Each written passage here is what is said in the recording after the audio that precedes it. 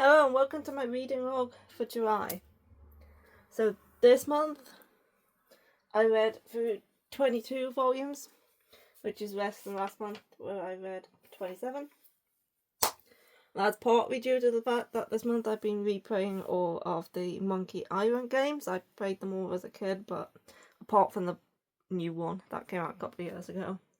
But I wanted to go through them all again because other than the first one I didn't remember much of them, so yeah, I was doing that, and so that was one of the reasons I read less. But yeah, on to what I did read this month. And the first thing I read was on the 4th, because I didn't read the first 3 days, and that was Bride of the Barrymaster Volume 3. Gave this 4 stars. This volume was very good. I think as of this volume we're now in content from the second light novel.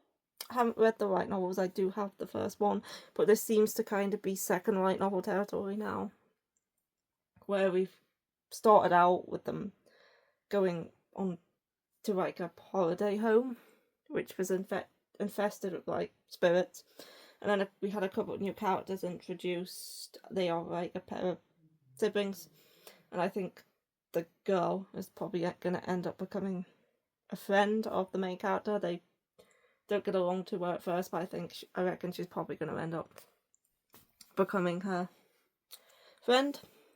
Yeah, the cover of this one's very nice. I really like the blues, and also the butterfly.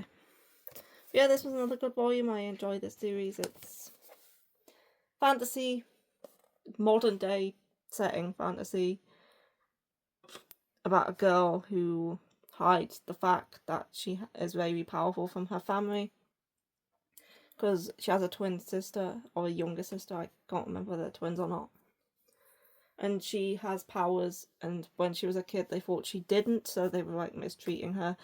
But kind of like My Happy Marriage, but unlike with My Happy Marriage, she was okay with this because she doesn't want to be seen as special. She just wants to be a regular office lady when she grows up, and so she was fine with being powerless and like not being doted on or anything.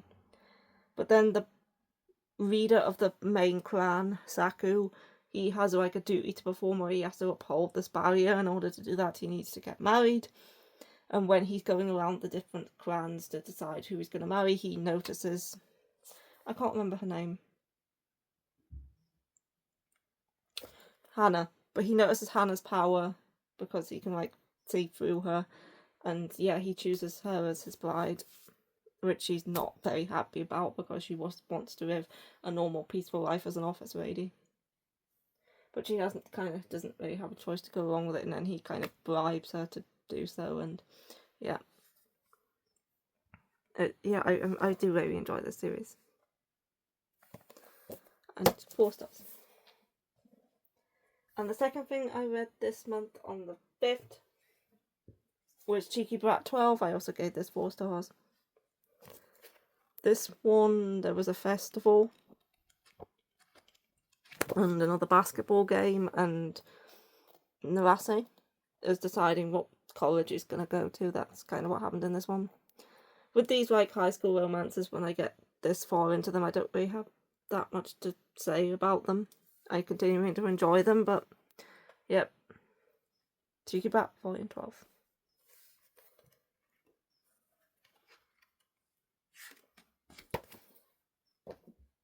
Next, on the 6th, I read Medalist Volume 5. Also gave this 4 stars. I give a lot of things 4 stars. This was a good volume. Anori and a bunch of other girls are competing in like an event, like a contest, and you get to see a lot of the girls compete in this volume, but the volume ends just as Anori's about to do her like part. So I'm really looking forward to reading volume 6 so I can see Anori compete. Oh, Rowan. Sorry about that. Rowan just pressed his face against my phone and turned the camera off. As I was saying, Medalist, Anori was about to take her turn in the competition. I'm really looking forward to the next volume so I can like see her performance. But yeah, this one you got to see a lot of the other girls. You get to meet them a bit and see their performances, and yeah, it was a good volume, and really want to see how Anori does in the contest. It's a sports series about ice skating.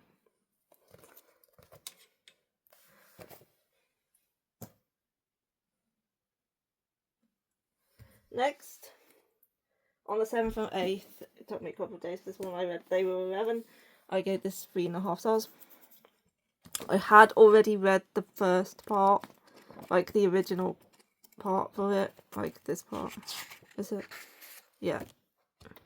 So I didn't reread this part. I didn't know whether I should or not, but I just skimmed through it because I kind of already remembered most of what went on. And I did really like this part. This is probably the best part of it. Because although I didn't quite enjoy this sequel part, it wasn't as good as, like, the first part. Like, the concept of They Were 11, it's an old shoujo manga from the 70s. It's a sci-fi by Moto Hagio. And it's like this space academy.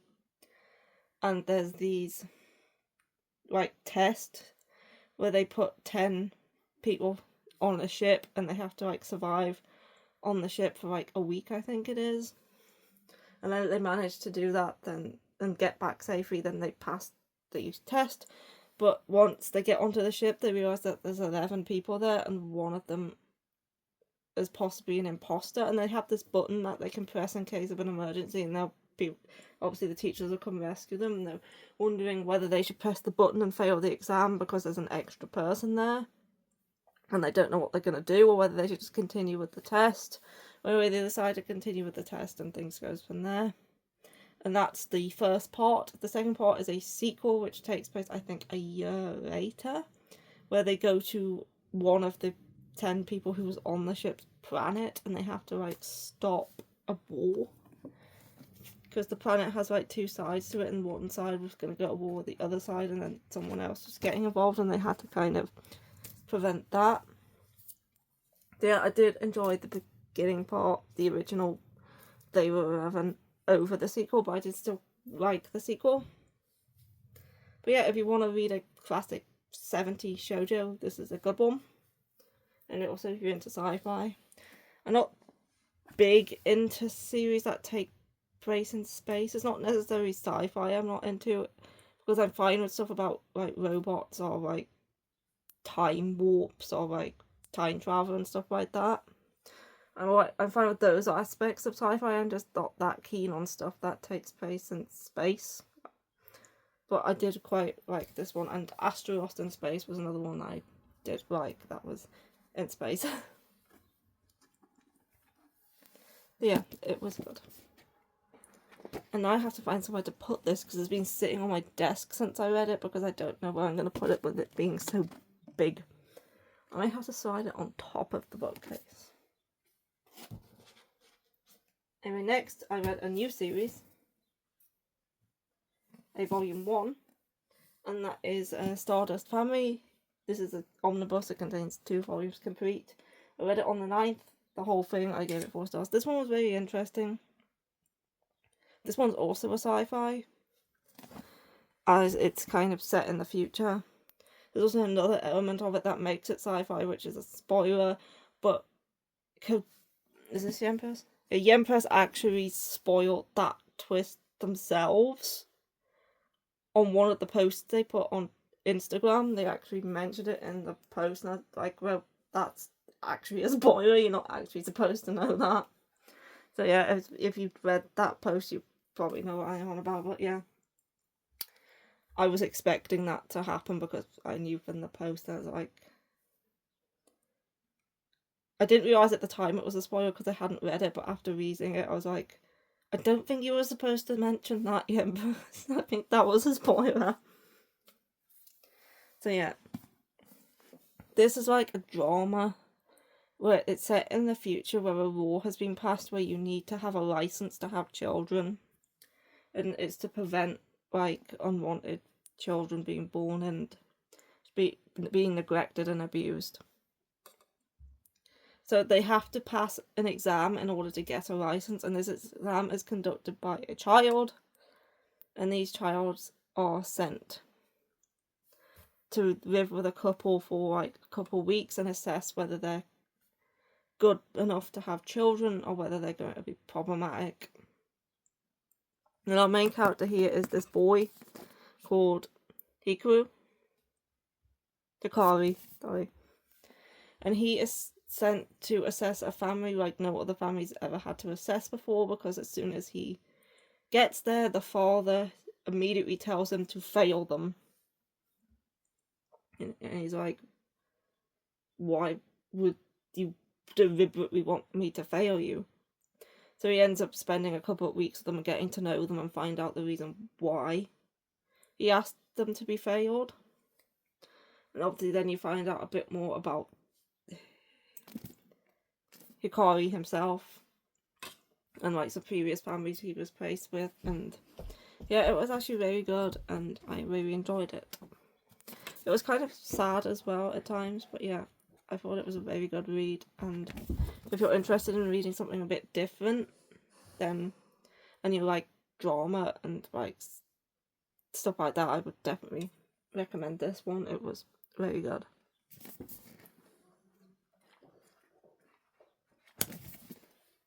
Right, next, on the 10th, I read My Love Story with the Amateur Cunt of 999 Volume 5. Really liked this volume again, gave it 4 stars. This is the first volume past where the anime ended, so this was new content. And yeah, Akane makes a friend in the game with a girl who is like, I think she's very new to playing, and they kind of grow close in the game and they decide to meet up in real life, and her guild mates are kind of wary of this in case she's like not the person she says she is, because Akane doesn't seem to be as wary as she should be about meeting a stranger that she only knows through a game, and that she doesn't even know what they look like because they've only ever like seen each other's avatars. So yeah, the others in the guild are a bit wary that she might not be who she says she is. And yeah, that was kind of this volume.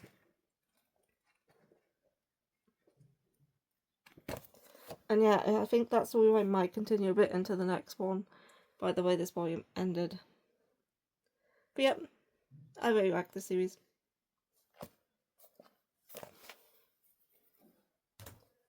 And I'm hoping that the anime eventually gets a second season, because I love that.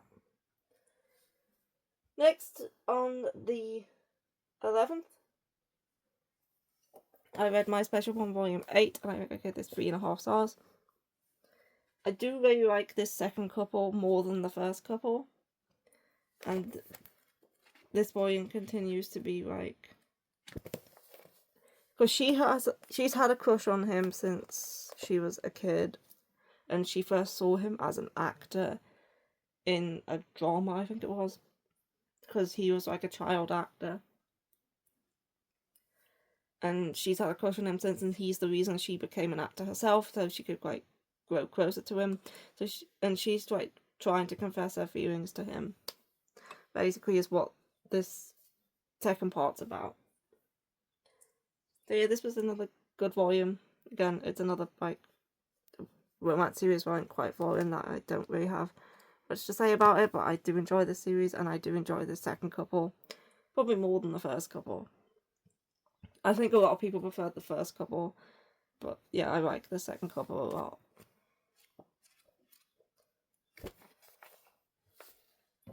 Next is volume 5 of Saku, which I read on the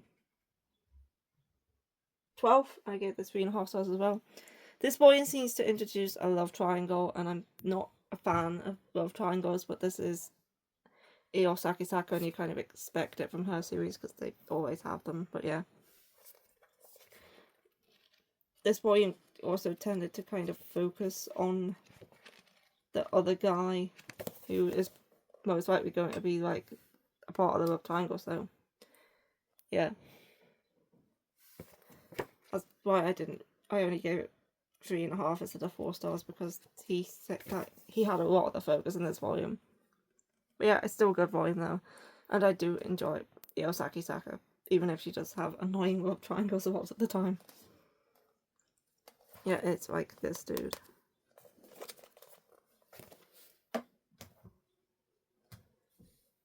And then I didn't read anything on the 13th, and then on the 14th I read the 31st Consort Volume 1, and I gave it 2 stars because I did not like this volume. I found it to be I think it's based off a light novel, but I found the pacing to be rather rushed. And I also didn't really like the setting because I don't tend to like these like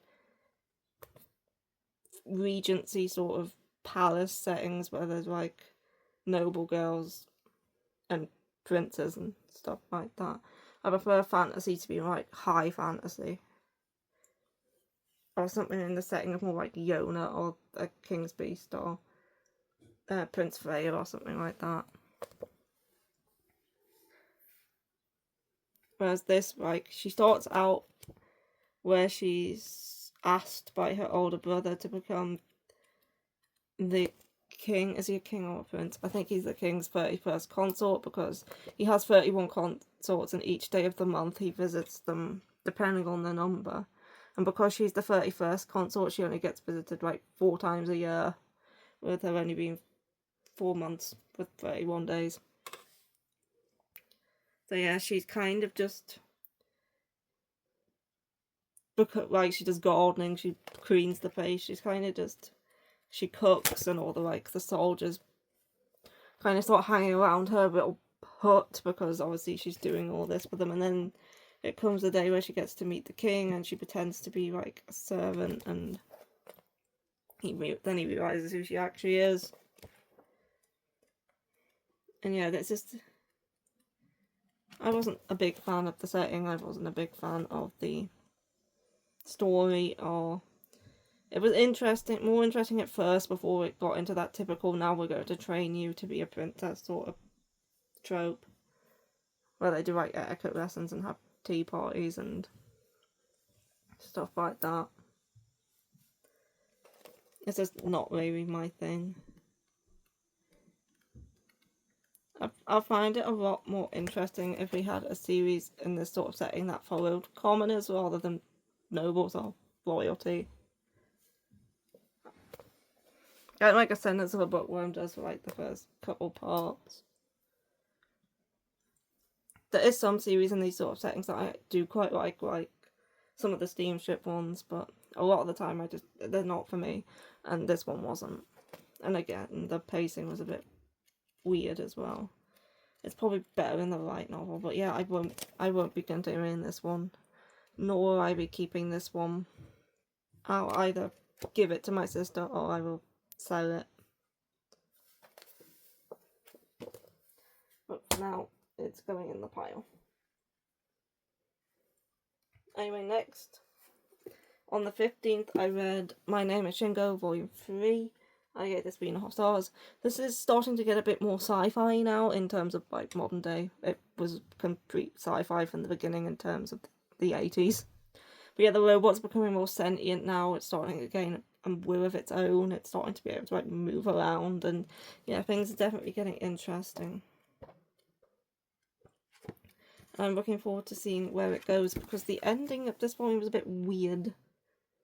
And like, I don't get who the kid at the end kind of was, or what he was, and what's gonna happen with the robot and stuff. So yeah, I'm definitely interested in reading the next one. This is Kazuo Ume's, he does like horror.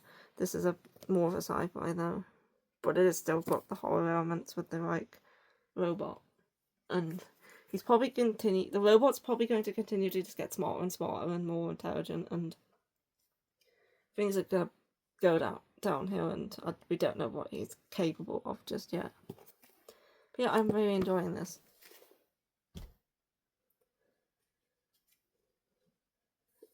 Next, on the 16th, I read like Butterfly 9. I gave this 3.5 stars. Another good volume, but again, I don't really have much to say about it. There was like some confrontation that's kind of been resolved a bit, and I think there was another festival. Yeah, there was another festival. Yeah, again, I don't really have much to say about these ongoing high school romances, but I'm this far into it. I do enjoy them. I read a lot of them.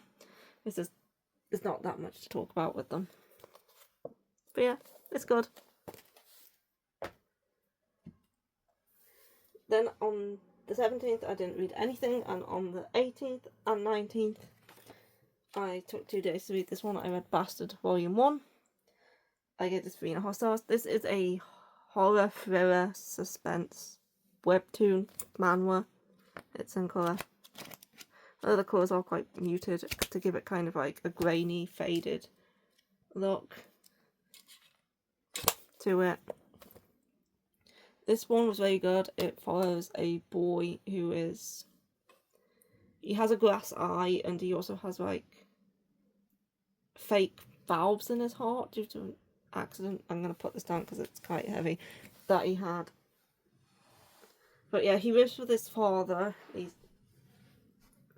Because he lost his mother, I think, when he was little. And his father has a secret that he is a serial killer, and his son is kind of his accomplice, and he helps him with the murders, although he doesn't really want to. He has no choice because his father would just turn on him if he didn't do what he said. And he's quite bullied in school by these group of boys who was led by... no, that's... this guy. He's kind of the leader. And these are like the other ones. And then this father tends to only kill like women, and he tends to focus on women who look like his wife. So there's this new transfer student who's joined the son's class, and she kind of looks like the wife. Not like completely, but she's close enough to the father to be interested. So normally the son would be, okay, I'll help you with this because I kind of don't have a choice, but he kind of likes this girl, and I think he's starting to develop feelings for her, and he doesn't want anything to happen to her, so he's trying to play ignorant when it comes to her and acting like he doesn't know where she is or anything like that.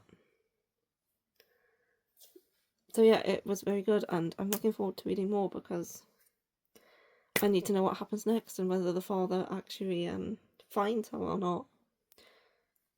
So yeah, this was a good one, and it's quite heavy to hold though, with it being full colour and glossy. But yeah, it's, if you like thrillers, suspense, horror, give this one a go. It's good. Next, on the 20th, the 19th and the 20th, I read Firefly Wedding 1. This one took me a couple of days. I gave this 3 stars. I was unsure about this one, whether I'd like it or not, because I had heard that the guy in it is a yandere, and I do not like yanderes or like guys who are possessive or like obsessed. So I was unsure whether I was going to like this one, but I did quite enjoy the premise of the volume, where she has a heart condition, and she's living on, she doesn't know how long she's got left, basically. And her father wants her to get married before she eventually dies from her condition. So her father's one wish is to her to get married and like be happy, basically. But she keeps turning down suitors because whenever they find out about her condition, they're no longer interested. But her one wish is to get married as well, to make her father happy. Because she does have a stepmother and a younger sister who she doesn't really get on with. And then one day she's kidnapped by these group of people who are like offering a ransom for her. And one of the group is this guy, but he's like a mercenary. He doesn't work for them. And she was like, can I give you anything to make you help me instead of them? And he said, if I marry you, because that's the only thing I can offer you right now, I'm a rich heiress, I can like give you loads of money, I can give you wealth, I can give you like status or anything once I get back home. So I'll offer you myself in marriage if you'll help me get out, and he agrees. And now they're kind of working together, but she's still very wary of him, and she doesn't really trust him, with him being a hired killer, basically. And then they try and escape together. That's kind of the premise. But yeah, I quite liked the plot, but again, I wasn't a fan of him. And I might continue for a little bit to see how things go, because they're kind of not together right now. She's kind of just using him to get back home, but with this being classed as a romance, they probably will get together properly at some point, and at that point, I don't know if I want to continue.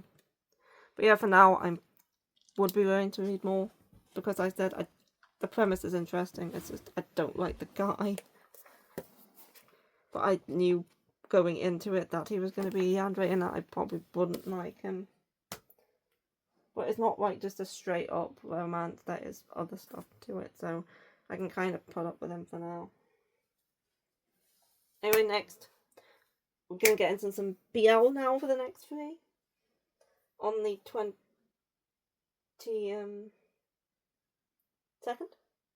I can't read my own writing.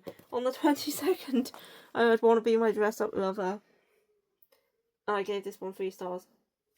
It was in work colleagues, and one of them has a secret that on I think it was a Wednesday, it was one night a week he works at like a cosplay maid cafe where men dress up in maid outfits.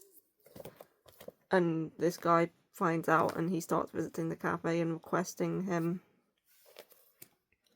But they don't really get on at work, but then they kind of get on at the cafe. But yeah, it was a decent read, but I found the blonde guy to be a bit forceful. But other than that, you find that often in BL. But yeah, it's definitely explicit. But yeah, it was a decent read. I gave it 3 stars. And the plot was interesting. The blonde guy, I wasn't that keen on him. The next 2 BLs I did enjoy more. Starting with, on the 23rd, I read Our Sweet One Room Apartment, which one I gave 3.5 stars. This one is a one-shot, and it revolves around, the entire plot revolves around a misunderstanding and bad communication. So if you don't like those sort of things, don't bother with this one, you probably won't like it. But yeah, these 2 have been together for a while, they're living together. I think they've been in a relationship for like a couple of years, and they're living together, and then suddenly the black-haired guy realises that they're having sex every night, and he's starting to worry that he might be addicted because he can't resist him.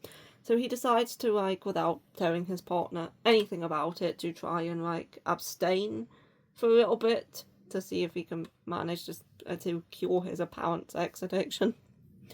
But his partner's now worried as to why he's pulling away and why he won't have sex with him anymore, and he thinks he's getting sick of him and, like, wanting to break up, because obviously he decided this on his own without telling him anything.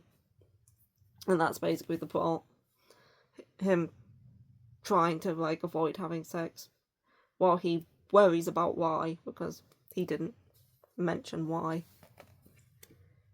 And yeah, it was quite cute.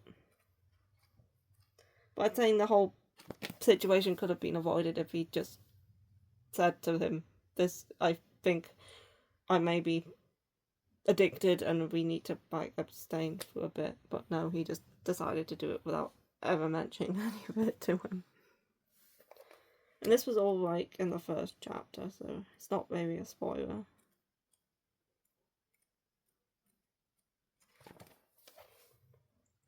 Yeah, I did enjoy it. It was quite cute, even though it was kind of annoying.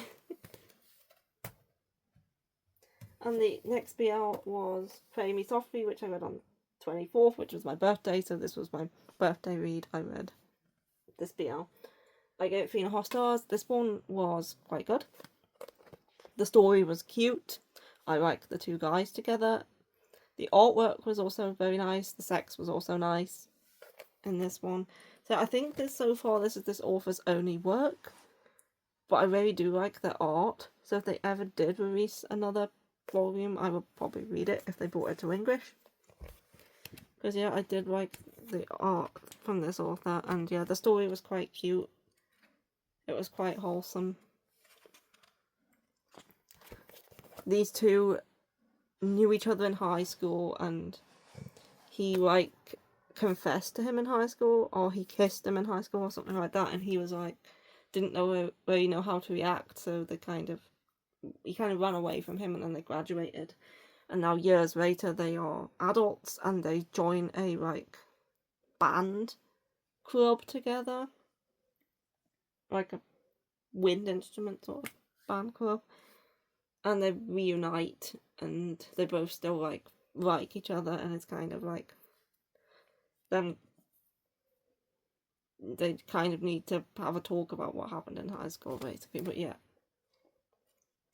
I enjoyed this one. It's definitely, I'll say this one out the three was BL was my favourite, and this one would be worth a read. It is just a one shot. Like, it's nothing amazing or outstanding, but it was cute and the art was good. Next, on the 25th, I read Jean Bride Volume 1. I gave this 4 stars. And this was good. It's like it's a sci-fi like drama series. I don't know if it's classed as a romance. I don't think it is. It might be. So this takes place, I think, in the future, where we follow a woman who's so fed up with the way she's treated at work because she's a woman and not being taken seriously. And she works at, I think, a magazine or like a newspaper sort of thing where she writes articles and interviews celebrities and stuff. Because she was, I think, interviewing a director about a film or something. And then one day, this guy just turns up at her office and is like, we went to high school together, we did this like Jean Bride experiment, and I want to thank you for something, so here's some chocolates. And she doesn't remember him at all. She kind of remembers the experiment though. And it kind of goes from there, and she hangs out with this guy. And then obviously something happens at the end of this first volume, which is kind of you're not expecting. And I have some theories about this series which I would like to get into. Normally I don't like to spoil stuff in these reading logs. Like sometimes I might accidentally say a spoiler without thinking, or when it's just the first volume I could go over the summary. This one is just the first volume, but there is some spoilers for this first volume, and so yeah, I'm gonna put a timestamp to when the spoilers start and when the spoilers end. I don't actually know how to do that, but I'll figure it out. But I do actually want to talk theories on this one because it was quite interesting and I have some interesting theories for it. So I'm going to be spoiling the plot twist at the end of the volume as well as other stuff throughout the volume, and I'm going to be spoiling possibly future volumes. I don't know. I haven't read past volume 1. I haven't looked up anything that happens past volume 1. These are all just theories, but if these theories end up being true, it could be classed as a spoiler for future volumes. So if you don't want to be spoiled on Jean Bride Volume 1 and possible potential spoilers for future volumes, then skip past until, I will remove this volume from the screen when I've stopped talking about spoilers, but I'll also try and put timestamps down where they can just skip past them. But if I don't manage to do that, just fast forward into this that's not on the screen anymore. So the big thing that happens at the end of this volume is that our main character comes across a girl who looks just like her. who could possibly be her twin, but she's younger, she's still in high school.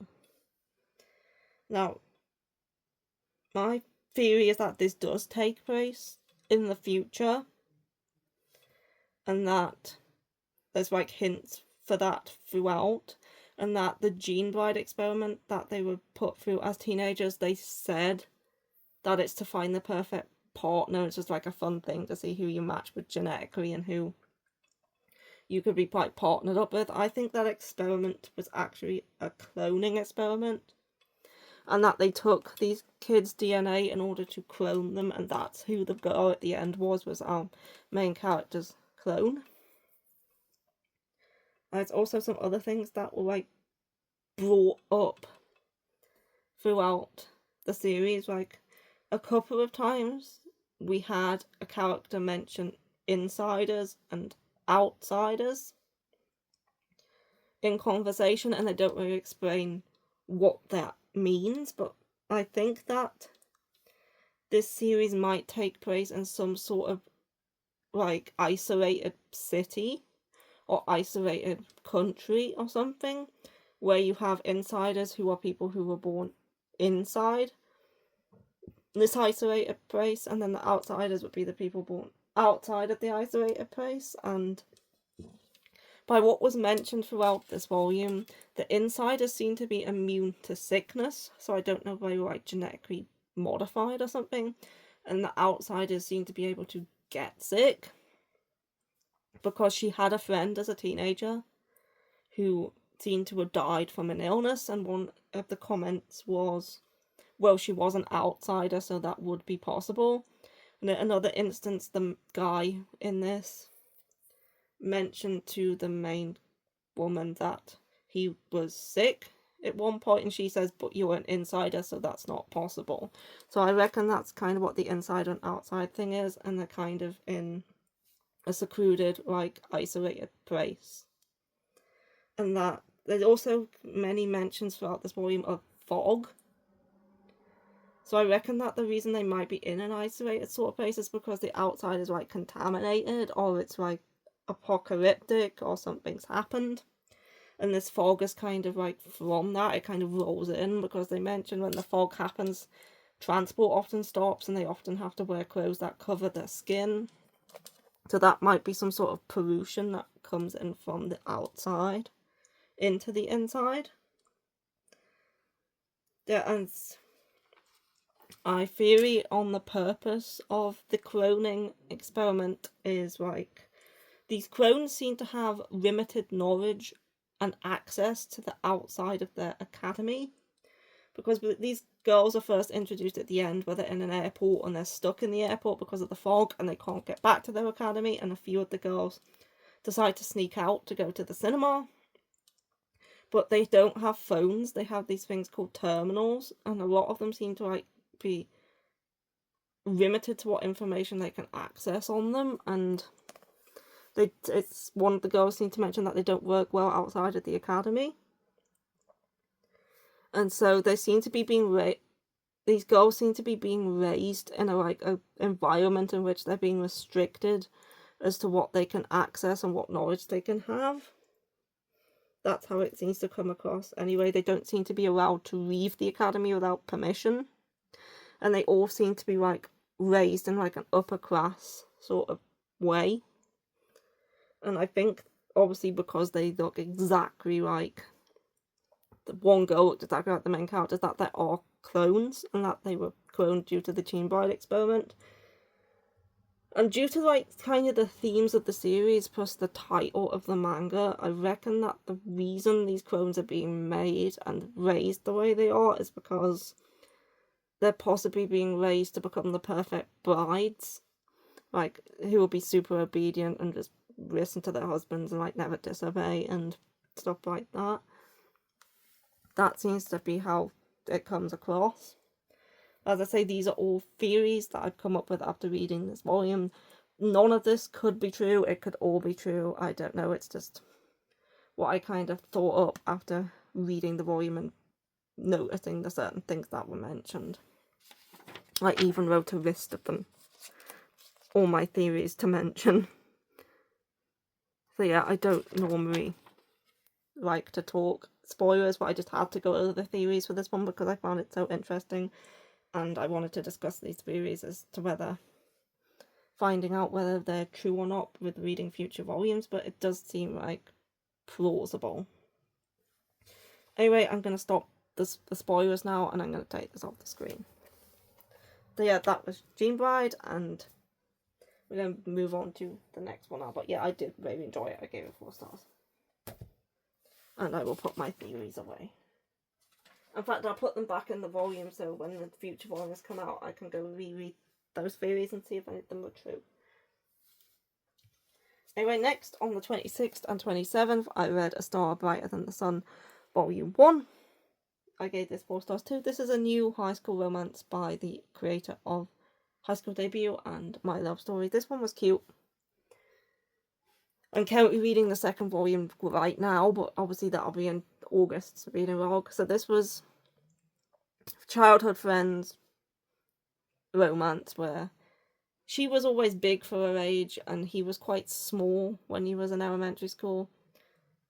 So she was friends with him and she would kind of help him out with stuff, and now they're in the first chapter they're in middle school, but then they go up to high school.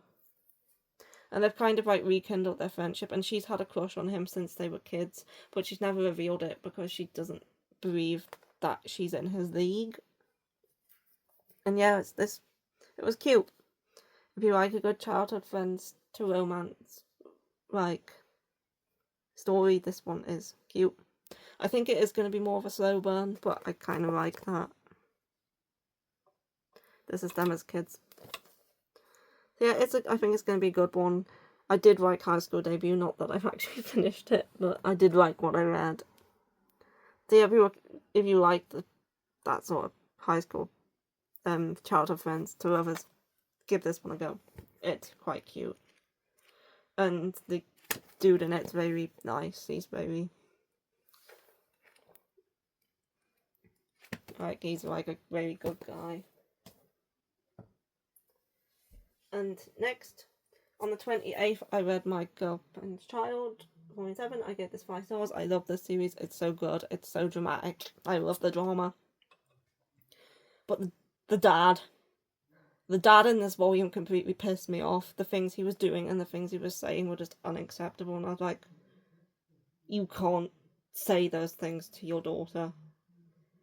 I really don't like the dad. I don't know how he's going to redeem himself after what he's done in previous volumes, and then especially after what he's done in this volume, because it was disgraceful. So yeah, this is a drama about a high school girl getting pregnant accidentally and her journey through that pregnancy and the struggles that come with it. And yeah. There's only a couple more volumes left in the main story, and then 1 volume of side stories. But yeah, very good volume, very dramatic volume. The dad was an absolute twat. That's basically my summary for this one. And there's a cute picture of them when they were kids, and the dad doesn't look that bad in this picture, but that's before everything happened. And yeah, I won't spoil anything since I already spoiled Gene Bride, but yeah, so I won't mention why he was being a twat. Just know he was being a twat. Other than that, great series.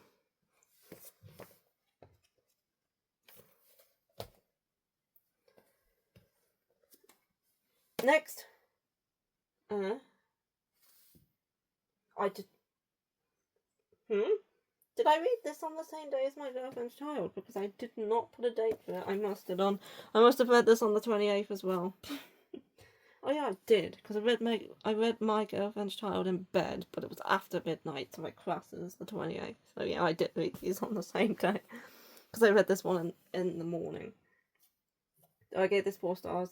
A lot of questions are getting answered in this one. There's also a twist in this one. It's volume 31, so I can't really say much without spoiling it.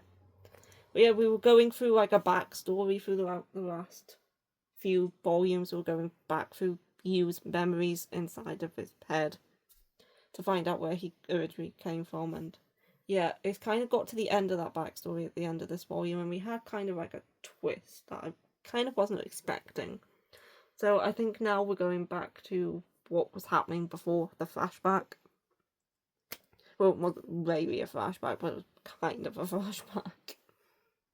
So yeah, I really like Surf at the end. It's probably one of... This and Inuyasha are probably the longest shonen series that I read, although Inuyasha has finished ages ago. This one's still ongoing. Although I don't know how much longer it's going to be ongoing for, because everything seems to be coming to like a conclusion soon, I reckon, because we're getting a lot of the answers now as to what went on. There's still like obviously a part that's missing that will probably be told in future volume, but yeah, once all that's cleared up, that will kind of just be the final battle. And so I don't think it's going to go on for too much longer. Which I do want the series to end, because I don't want it to go on forever, because I want to see how it ends. But then also, I've been reading this series. Surf at the End was on like the first series. It's like one of the first 5 manga series that I ever read, and it'll be kind of sad to see it end, but I also don't want it to go on forever.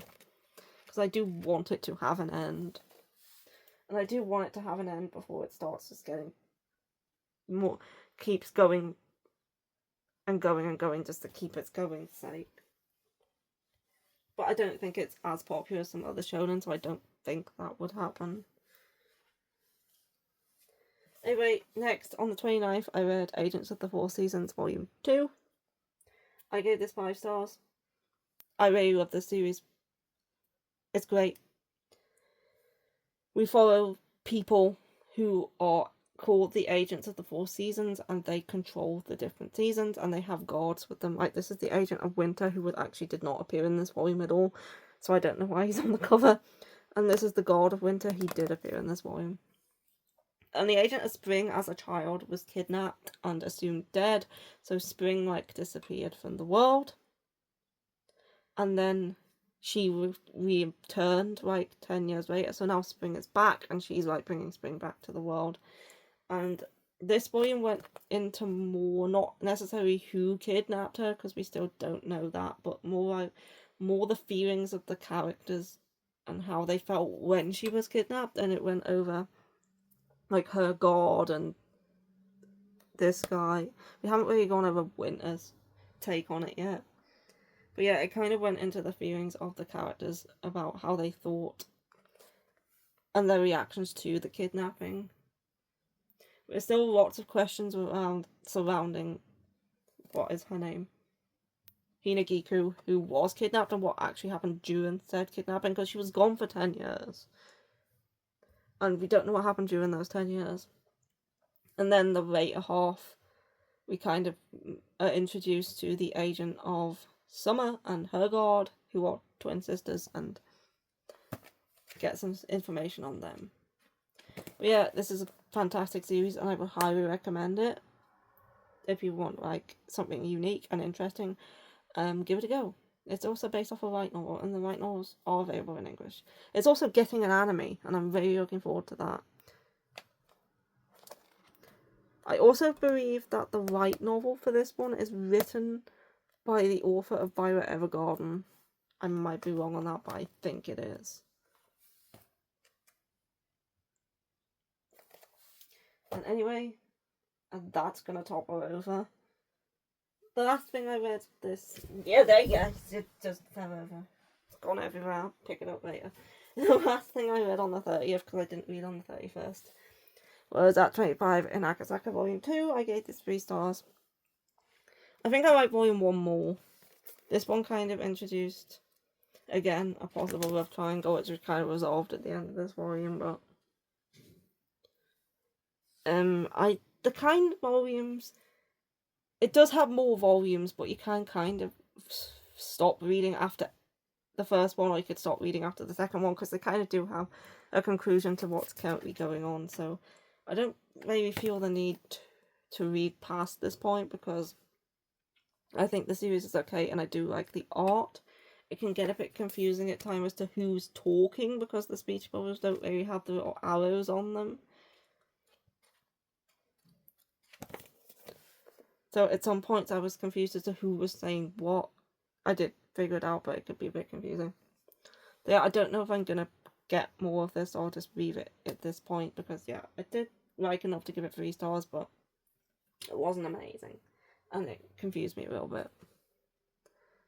And so yeah, that was this is about actors, and these two guys star in like a BL drama together, and they kind of fall for each other. That's a part of it. Yeah, and that is everything I read for the month of July, and I hope you enjoyed the video. And Rowan likes to insist on lying over where the camera is. So yeah, I'll be back for another video probably next month. I am planning on taking a trip to Manchester next month, so I possibly will be doing like a shopping vlog in like Traveling Man of Forbidden Planet then. If not, the next video will be another haul, which will probably be the stuff I buy in Traveling Man of Forbidden Planet. Anyway, thanks for watching, and I'll see you then.